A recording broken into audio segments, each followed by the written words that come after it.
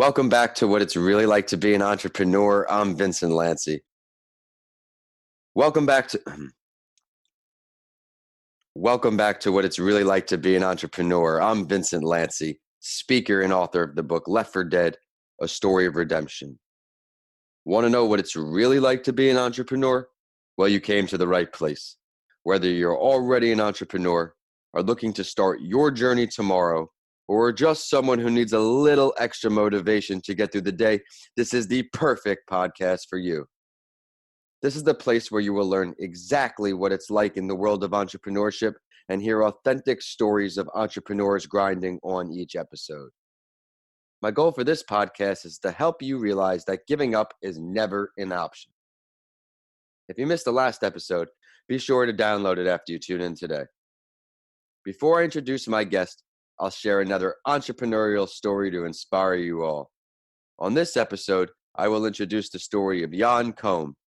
You may not know him by name, but you sure do know what company he founded, and that's WhatsApp. WhatsApp is a messaging app that I used a lot in college because University of Tampa had a very diverse student body with students from all around the globe, so this was an easy way to communicate and connect. Jan Koum sold this company, WhatsApp, to Facebook for $19 billion. He sold the company at a sentimental location for him, which I thought was pretty cool. It was the old North County Social Services building, and this is where he used to actually collect food stamps. It's crazy that Forbes now estimates, since he owns 45% of the company, he has a net worth of $6.8 billion, and that's net of taxes as well. WhatsApp was a top 20 app in the United States App Store in early 2011, and just 2 short years later, in February 2013, the app had 200 million active users and only 50 people on its staff. I think that's incredible. In 2014, Facebook just said, hey, I want this, and the rest is history. Dean, what'd you like most about that story? Well, I can really relate to him because he not only followed his journey, but he never gave up. He came back from adversity. Here's a man who was collecting food stamps and, became something. Listen, I'd like that. That would be great. That's every entrepreneur's dream. Yeah, I like to include that part of the story because a lot of entrepreneurs in the beginning are really sinking every dollar into their dream, into their business, and they think that their situation may be hard, but then you come across a story like this where it kind of puts things in perspective. Here he is having food stamps, and now he's worth over $6 billion. But that voice you all just heard, everybody, that's the sound of today's guest. My guest on the show this week is someone who I've been friends with since my middle school days as I became friendly with his sons. We reconnected over the last few years, and when I started this show, he immediately came to mind as someone who could add value. After a successful career, he began his entrepreneurial path and has certainly made a lot of noise. He's been very supportive, and I am honored to have him on the show today. Here's my guest, Dean Riskin. Dean, thanks for joining the show. Great to be here, Vinny. Thank you so much for having me. Dean, please preview your story a bit before we hop into the big five, and then we'll touch on what you're working on today. Okay, basically speaking, in 1983, I was a general contractor working all over South Florida, building malls at a very young age. And my dad asked me, hey, someday I'd like to retire. Would you consider coming into my business? And I was like, well, if I'm going to do that, I'm going to do it on my own terms because I've never worked for a boss. So I moved back home. I went to learn how to cut hair and became a beautician. And I went into my dad's hair replacement business and made many, many changes. 10 years later, I was basically forced to retire him because it was either him or me. Okay, one of us had to go. So he went, and I basically supported him for the rest of it. He's still alive, so I basically take good care of him. I'm looking forward to seeing this story now in its entirety. And now we're into the big five, Dean. On each episode, my guest and I go over these 5 questions to help you, the listeners, learn what it's really like to be an entrepreneur. You ready to go, Dean? Anytime you are. Let's do it. So you might have touched on this a bit, but when did you realize that you weren't happy with what you were doing or that you just needed to change to truly start this entrepreneurial journey? Let's talk about that. Well, truthfully, I'm not happy with what I'm doing because my retail end of my business, which is a hair replacement industry, Manny Roberts Hair Replacement, has been on Long Island as a staple of Long Island for over 50 years. What I've done is it's a funny story, okay? I Yeah. went away on vacation. I have one woman who's worked with me for 26 years. I went away on vacation, and when I came back from vacation, she basically shook my hand and said, "Congratulations, you are the co-founder of a not-for-profit organization. We're going to call it Hair We Share." And as a businessman, I said, "Okay, here's the situation. I'll give you 5 years. If at the end of 5 years I see a light at the end of the tunnel," because remember, everybody's got to pay the bills. You still got to pay the bills. And I personally have no problems giving back. The key is we still have to pay the bills. So within the first 4 years, things were dragging. We were getting maybe 20 ponytails a week. And what Hair We Share does is we collect ponytails from all over the world. We create wigs from those ponytails. We do not sell these people's hair. Because of our background in the hair business, we're able to make a $3,600 wig and give it away for free. So I told her after 5 years, I'll see. Well, in 2018, Hair We Share was only receiving approximately 2,000 ponytails, and we were able to create 200 wigs. In 2019, as of January 1st, the floodgates opened and we exploded. Pantene beautiful lengths dropped out of the game, and Hair We Share started receiving anywhere from 50 to 75 ponytails a day. According to the statistics, we were on target to receive 37,000 ponytails in 2019.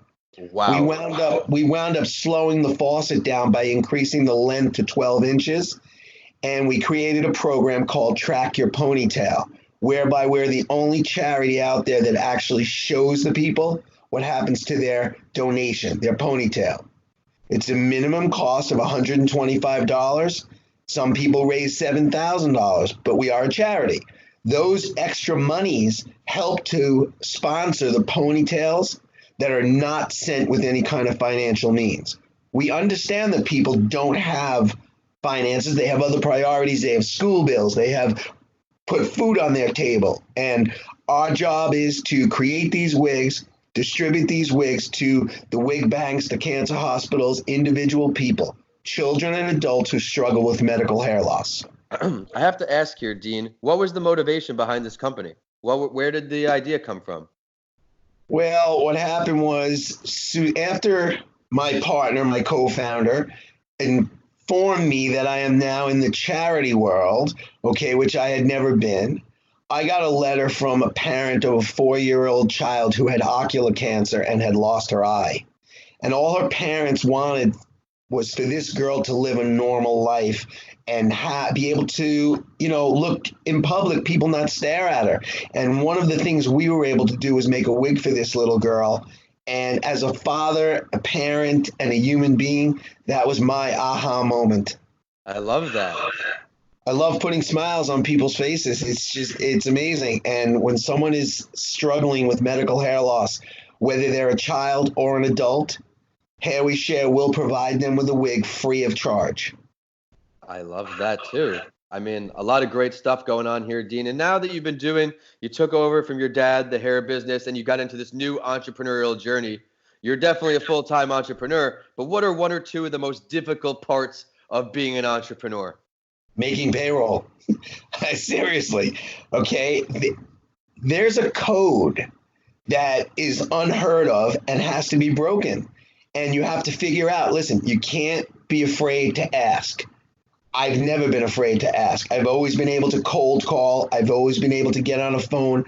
I go to a networking group and I know no one in the room. My goal is to know every single person in that room by the time I walk out.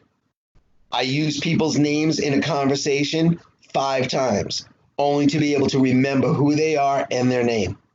So I overcome these hurdles. I can understand a lot of things. Look, I'm in a charity world. How many charities are there out there? But what I do is so distinct and so exclusive to what I've known all my life, hair. I mean, look, I'm creative. We do what we got to do to make people happy. When you think about it, that's definitely a challenge. Payroll, making sure you have enough to keep your employees happy. What's one more for me, dude? One more. Let's see. Oh, well, actually, it's employees. You have to be able to get the right people to do the right job. My personal feelings are, if you're going to work for somebody, you have to treat it as your own. Treat it as your own, show ambition, show the drive, because it's only going to do better for you and for the people you're working for. In our case, most of our people are volunteers.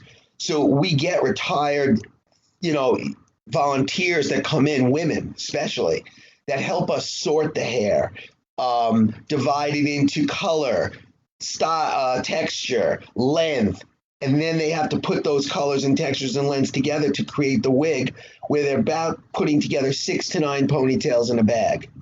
Some of these people, they're here to socialize. They're not really here to help. Okay, Yeah. and we can listen. I understand that. I totally get it. You know what I mean? But we have to get these wigs out. We have to listen, somebody undergoes chemotherapy. They don't lose their hair in a year. They lose their hair within a couple of treatments. And we have to make sure that there's a wig created for that person. I love the story behind what you're doing, Dean. Let's segue into something I'm looking forward to because I've known you for so long. What was one of your greatest failures or lessons learned? And what did it teach you? Why has it stuck with you up till today? Okay, I tell everybody to stick with what you know. Way back in 2001, February actually of 2001, right before the year of 9/11, okay, a very good friend of mine lost his job. I took him in with me and created a company that was a promotional advertising company. And when 9/11 occurred, I created a slogan called Gone But Not Forgotten.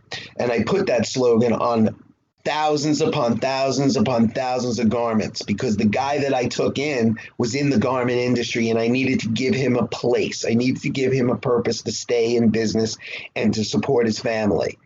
And I learned the hard way that, yeah, we got everything out, but nobody paid their bills. Nobody paid us. And yes, we did it for a good cause. We did it to help the survivors of 9/11.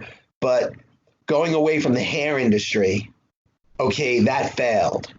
And everything I've done since in the hair industry has succeeded. I've taken my retail business and created not only a wholesale distribution business from it, but manufacturing. I eliminated the middleman in my hair replacement industry, and that's how we survive in Hair We Share, because our own factories are the ones that are creating the wigs for Hair We Share. So basically, we're paying a third of what it would normally cost to wholesale buy a wig. Okay, we're paying a third of that wholesale cost through Hair We Share. So that was my thing. It stuck with me. Stay with what you know. Don't need to expand that out, okay? Stay with what you know. As an entrepreneur, you're always curious. You're an entrepreneur, you're curious, you want to do it. And I sometimes used to go on these tangents where I tried to juggle my degrees. We're still doing some financial advising while trying to do this, while trying to do real estate, while trying to do all these things. And it really just took time away from the central focus of giving back and inspiring people through my story, whether it's through podcasts, whether it's through an engagement. That was my goal all along, and I was just taken off track for so long. See, seeing you, this is personal for me. All right, because you were the littlest guy on the baseball field, okay, but you got out there always. You never gave up, okay? I remember when you went down to Tampa, you went to school. I remember the day you got hurt, okay? And I remember crying, praying that you were going to be okay. I appreciate your friendship always, Dean. Yeah, I mean, it's just about just sticking to it. And that's some of the greatest advice that the whole episode. You've been giving us a lot of good nuggets, Dean. But let's shift into something a little more positive if you could choose to have a conversation and learn from any entrepreneur throughout history, dead or alive, any industry, who are we picking? Describe the scene for us. I'd have to be Vidal Sassoon. Okay. Okay. The man was a genius. He spent the first 7 years of his life in an orphanage in the UK, came to the United States. He was poverty stricken, and created brand upon brand upon brand, not only in the hair industry and creating the beauty and of these runway models, style, everything. He created brands in the garment center. Okay, everybody in the 70s wore Vidal Sassoon jeans. Women wore Vidal Sassoon jeans. Men wore Vidal Sassoon jeans. Okay, this man, not only that, but when it all came down to it, a percentage of everything that man did went to charity. He was one of the most philanthropic entrepreneurs out there.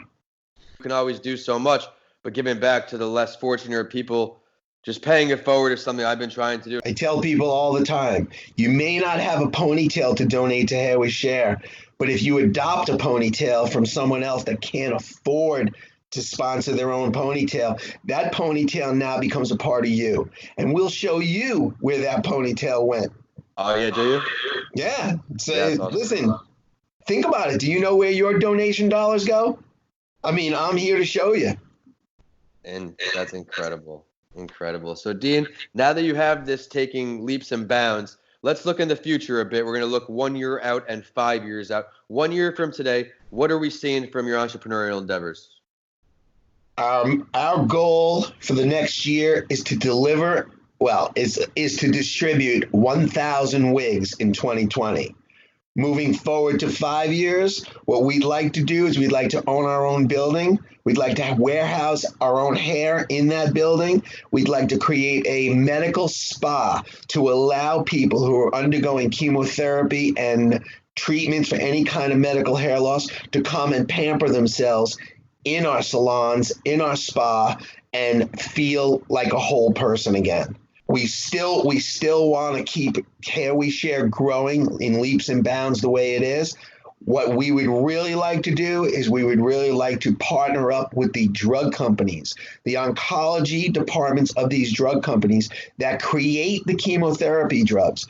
They're the ones that, unfortunately, they're helping the people with their illnesses, but they're taking away the people's hair.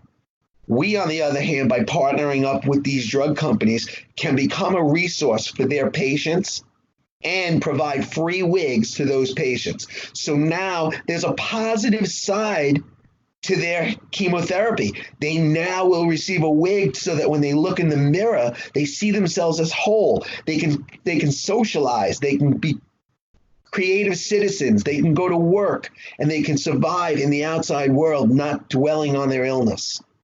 Well done, well done, well done, Dean. Also amazing everything you're saying, and I can't wait to air this episode to make a difference with you. So thank you so much for coming on today. I know our listeners see all the value today. I personally enjoyed your greatest failure of never losing confidence in yourself, where you know you're good at something, stick with it, and success will follow those efforts. But it's time for the last word here, Dean. Is there something that you would like to share with everybody listening on that we did not get to touch on yet today? All I want to tell you is it feels good to do good. No matter what you do, listen, you may see a little old lady in the street and she drops something, pick it up for her. You may see that man struggling to open the door to go into the bank. Open the door for him. Be a human being, okay? It's always good. Always good. It is what it is.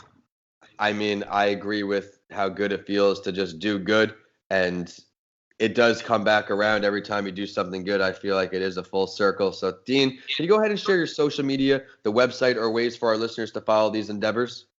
We are at www.hairweshare.org. You can find us under Hair We Share on Instagram. You can find us under Hair We Share on Facebook. You can find us under Hair We Share on Twitter. We're all over. Hair We Share was and has been built strictly on social media. I must tell you. Let's talk about, I remember maybe 2-3 years ago when we first connected again, we spoke about, hey, Vin, you hear of these influencers before? And I said, Dean, tell me more. So let's share that story to inspire everybody out there that it only takes one and something can happen to you. Well, Hair We Share was on Instagram. We only had maybe 75 followers.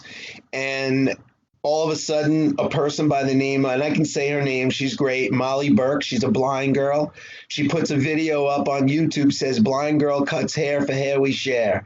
And within hours, my followers went from in the 20s to the 3, 4, 500s, and it just kept on growing. And then there's another influencer by the name of Nash Greer who cut his hair for us. I mean, he did it on Instagram with Instagram video and all that. And let me tell you something, everything exploded. We love influencers. Influencers are what tell a story. They tell the world, but they don't tell it in a phony way. It's all about themselves.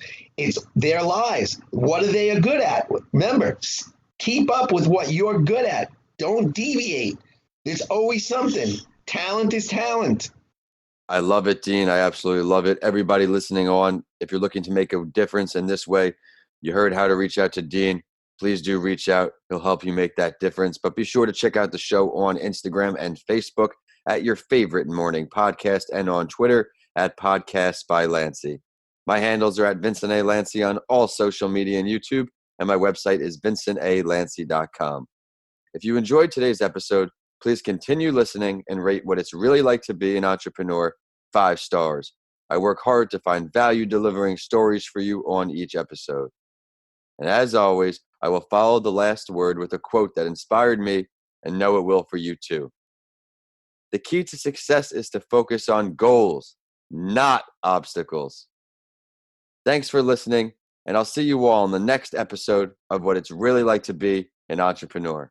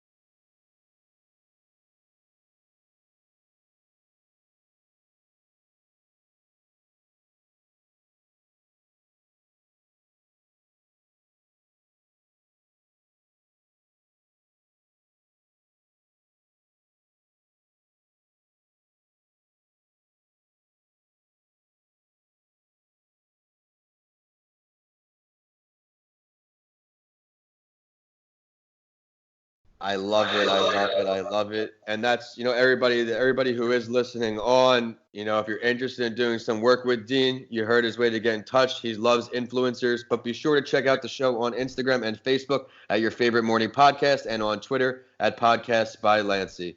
My handles are at Vincent A. Lanci on all social media and YouTube, and my website is vincentalanci.com. If you enjoyed today's episode, please continue listening and rate What It's Really Like to Be an Entrepreneur 5 stars. I work very hard to find value delivering stories for you on each episode. And as always, I will follow the last word with a quote that inspired me, and I know it will for you too. The key to success is to focus on goals, not obstacles. Thanks for listening, and I'll see you all in the next episode of What It's Really Like to Be an Entrepreneur. Good stuff, Dean. That was great. Did you like that? I think you did great. That's what I told you. What do you don't be nervous about? This is gonna be great. It's gonna be fun. We'll catch up, and All right. there's a lot of good stuff in there, man. I'm looking forward to airing this. You know, it's gonna be sweet. Make sure you get me the link. I will. I'll send you the link, and I could send you. We'll see, because if you send me the link to send me the link on my Facebook page, on my Facebook thing, or actually you can post it if you want. Yeah, I will. I'll post. I post everything. I have all my networks. Are you following the show on everything? Because then you'll see. No, I have not. Can you see? So what I'll do? I'll text you. Yeah, I'll text you. Well, if you text it to me on the messenger on Facebook, then what I'll do is I'll click on it and then I'll share it to all the groups I belong to. Okay, great. I'll blast it out there. I'll share it on Instagram. I'll share it everywhere. Yeah, definitely share it as much. I want people to hear your story, and it helps. What exactly do you have in mind with Tampa General? Well, see, what I'd like to do is they also have foundation. Okay, I'm a brand ambassador for one of their. I work with the. It's the Trauma Center Fund for where something like me happens, where a family gets a call in the middle of the night and they can't get to a bank. It's a fund where there's money for hotel, flights, and cars. But I have to go up there sometime next week. Let me see if there's a specific unit for you. You know, like a hair. What it is the life coaches. Okay. Okay, so they have an oncology department. That's what I'm saying, oncology. Right. They have an oncology department, and they also have life coaches. And what we'd like to be is we'd like to be the resource to their patients. They obviously cannot provide us with the people's names and everything. We have a HIPAA law. We have to abide by the HIPAA law, but they can give our name to their patients for free wigs. Also, if they have a wig bank there, we'd like to be able to provide them and distribute wigs right through their wig bank. So let's say they have a store there that provides free wigs or sells wigs or whatever. We want to provide free wigs to Tampa General. Okay. Let me get you a point of contact there where that you can. I don't want to relay the wrong information. I'm just going to. No, I understand. I would go over it with somebody, but in depth. Yeah. I'm going to go ahead and just because one of my things why I had to be down here full time is because I have a very, very good relationship with the school and the hospital. And I didn't want to just be letting them waste up north. Like they helped me with a lot of things, and I could definitely do that for you. I'll do my best to get you a point of contact in the next week. I mean, listen, we can always use grant money. You know what I'm saying? We can always use sponsorship. Yeah, usually hospitals are mostly tight-knit with that. They tend to say, okay, well, this is for somebody's medical expenses or something like that. But like I just explained to you, they may be able to make a relationship between us and the drug company. Exactly. You know what I'm saying? And that would work out great. We've just completed our business plan, which it's getting edited right now to look. But, once somebody reads our business plan and finds out that we have just as much and we're putting just as much effort into what we're doing as what we're asking for, it's basically selfless. You know what I mean? We're not looking for the money for ourselves. There are certain grants that are offered for operational expenses, salaries and such. Most of the money that we get, all the money we get right now goes to the program. What site do you use to look up grants? I just got my nonprofit back open, and I'm trying to find. There's so many sites that have them, but you don't know what's what. The key is to belong to what is it, Grant Watch or whatever. I was in Grant Watch. I didn't really get much from them. You're not going to. The thing is what you need to do. And see, that's the thing. Grant writing is an art. Yeah. And it's very difficult to write a grant. For a grant. If you're applying for a grant, you write the wrong word in one sentence and it kills the whole thing. I know. I'm working on the FedEx one right now. The FedEx small people business get paid grant. Right. People get paid a ton of money to write grants. There's also that the library in New York, but if you have a library by you that you can go into, see if they are members of. Let me just look it up on my computer. 1 second. Bookmark, show, other bookmarks. Okay. Grant.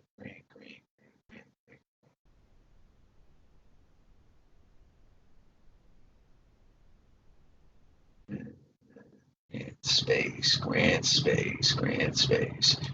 Open that up for a second. 1 second. Resources.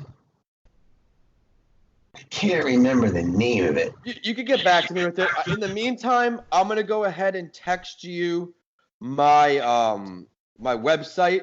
On the website, I have a tab, like I said, it's called Podcast Network, and that's every person who's on my show. I market you further because I'm really trying to make this like a networking group, like amongst the people in on my show, where I try to diversify the industries. I've done a tattoo shop. I've done I have a lady, Forbes Riley, who made something called the Spin Gym. She's grossed over $2.5 billion.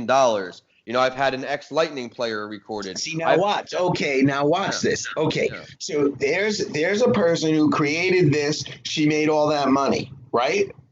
Now, how to get her to say, hey, because remember something, a sponsorship or a donation to Hair We Share is tax deductible. It's obvious. If she's got that kind of money, she needs a tax deduction, okay? Yeah. She has to put some of it into philanthropic use, okay? Making that connection and saying to her, hey, look, you know, these people, they make wigs for children and adults who struggle with hair loss, and their biggest problem is they can't fund the ponytails that are coming in, and they're making the wigs at such a low price to deliver such an expensive wig. Yeah. Can you help? Right, yeah. You know, you put the two together. You make a marriage. When are you coming back down here? I'll be down in April. I have like weddings, Passover, Easter, I'll be down there for all of that. And then I'm coming back up here for the, I was just there for Gasparilla. How'd you like it? Well, I've been there for 15 years for Gasparilla. Yeah, that's right. This particular year, we didn't go to Gasparilla to the invasion or the parade. Oh, no? Do you hear it? Because I have my phone off. All right. Yeah, well, listen, I'll let you go. I know you're busy, Dean. Listen, let me know when you find that stuff. And when you get down here, let's try to set up a call with TGH in the meantime. And then maybe this is obviously a perfect world where, you know, then we get then we'll turn around and we'll make a meeting. We'll set up a meeting. And then we'll get a meeting scheduled for while you're down here. The three of us can do that. All right, let's talk, man. All right, thank you. All the best. Yep. Bye.